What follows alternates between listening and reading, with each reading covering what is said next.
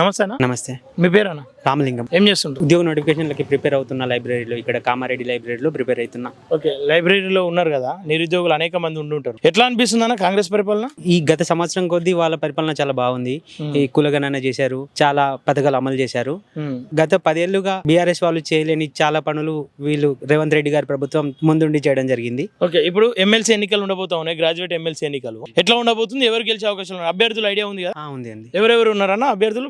Main గా మన కాంగ్రెస్ తరపున నరేందర్ రెడ్డి ఆయన ఉన్నాడు.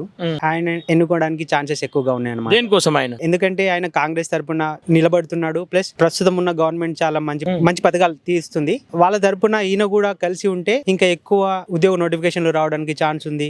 మళ్ళీ మాలాంటి నిరుద్యోగులకు ఎక్కువగా ప్రోత్సాహం అందేలాగా ఉంటదని అనుకుంటున్నాం. ఓకే, కానీ టఫ్ ఫైట్ ఉంటుంది, గెలిచే అవకాశం లేదు, కాంగ్రెస్ మీద వ్యతిరేకత ఉందని చెప్పేసి అంటా ఉన్నారు కదా, అది వాస్తవమేనా? కరెక్టే, టఫ్ ఉంటుంది. కానీ ఎలాగైనా కాంగ్రెస్ ప్రభుత్వం ఇప్పుడు ఇంతకు ముందు 10 సంవత్సరాలుగా గెలిచిన బీఆర్ఎస్ ను ఒక్కసారిగా బీఆర్ఎస్ వాళ్ళు చేసిన తప్పుల్ని ఎత్తి చూపించి కాంగ్రెస్ ని ఎలాగైతే తెచ్చుకున్నామో అలాగే ఇక్కడ కూడా ఏమవుతుందంటే నరేందర్ రెడ్డి గారు తప్పకుండా గెలుస్తారండి. అంటే ఆయన సూటబుల్ ఎమ్మెల్సీకి తప్పకుండా సూటబుల్ అవుతాడు. నిరుద్యోగుల పక్షాన కొట్లాడే అవకాశాలు ఉంది. చాలా సార్లు కొట్లాడాడు కాబట్టి గెలిచే అవకాశం చాలా ఉంది.